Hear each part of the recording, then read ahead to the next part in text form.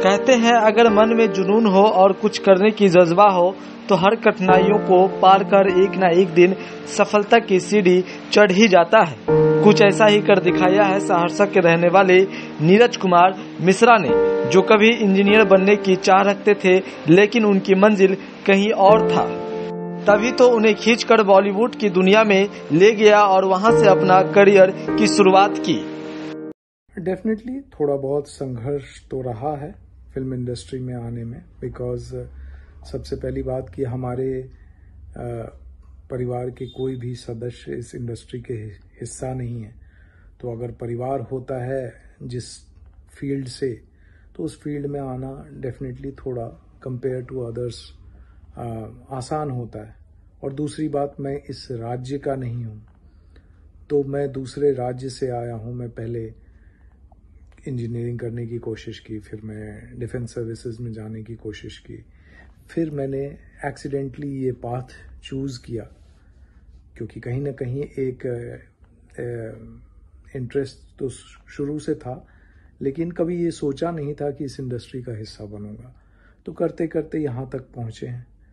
तो बहुत संघर्ष तो रहा है, लेकिन एक आधार बना के चला था कि सिंस एक बेसिक क्या होता है, you have to run your kitchen, you have to take care of basic requirements. आप जब इस शहर में हो तो इस शहर के अपने अपने बहुत सारे वो हैं, खर्चे हैं, बहुत सारी चीज़ें हैं।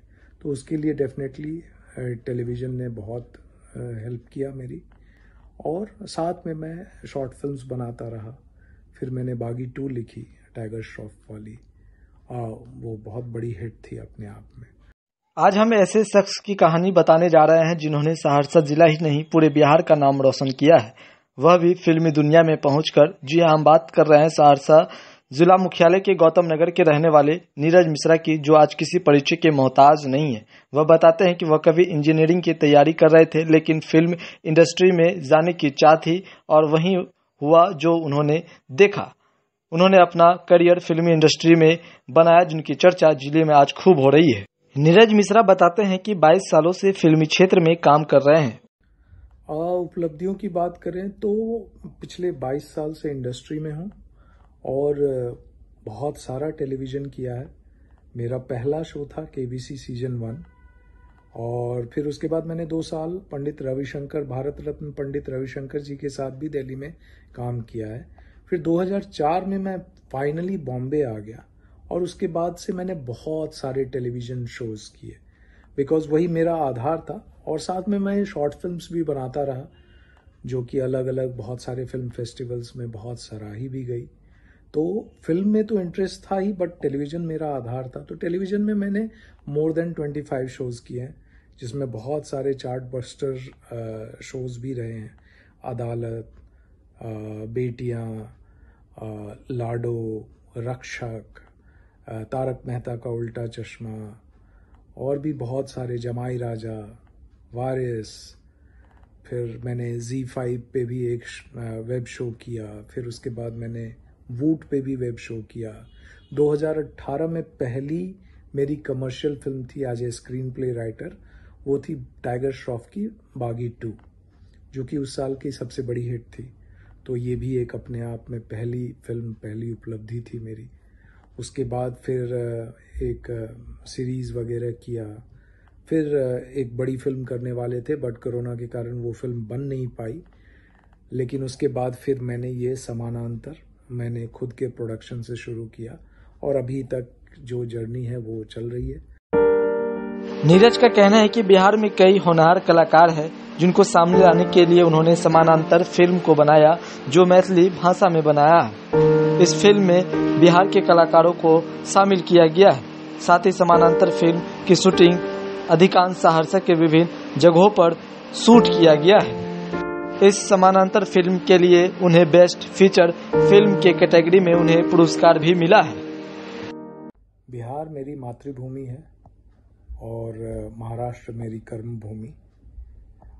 लेकिन जब ये फिल्म बनाने के लिए मैं बिहार पहुंचा, तो डेफिनेटली हमारे पास रिसोर्सेज की तो बहुत कमी थी। और बिहार तो in terms of film industry इतना डेवलप हुआ भी नहीं है कंपेयर टू मुंबई। तो बहुत सारे मुश्किलें तो थी, बट मुझे यहाँ पर local authorities, local residents, local technicians, local artist, इन सब का बहुत सहयोग मिला इस फिल्म को बनाने में। खासकर मेरे कुछ दोस्त हैं जिनका नाम मैं मेंशन करना चाहूँगा। उसमें एक मेरे पड़ोसी हैं कुंदन वर्मा, जिनका बड़ा ही सहयोग था इस फिल्म को बनाने में। मेरे एक बचपन के मित्र हैं दीपक लाभ, उनका भी बहुत ही अच्छा खासा योगदान था इस फिल्म को बनाने में। फिर मेरे पूज्य पिताजी, जिन्होंने मोरली बहुत ही हम सबको उत्साहित करके रखा और हर संभव प्रयास किया कि ये फिल्म किसी भी तरह से पूरी हो जाए।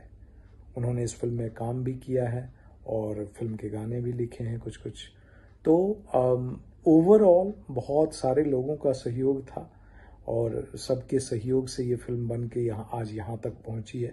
तो मैं पूरे बिहार का बहुत ही आभारी हूँ और मैं कोशिश करूँगा कि आगे भी मैं ऐसी ही अच्छी फिल्में बनाते रहूँ और समाज में अच्छे मैसेजेस देता रहूँ।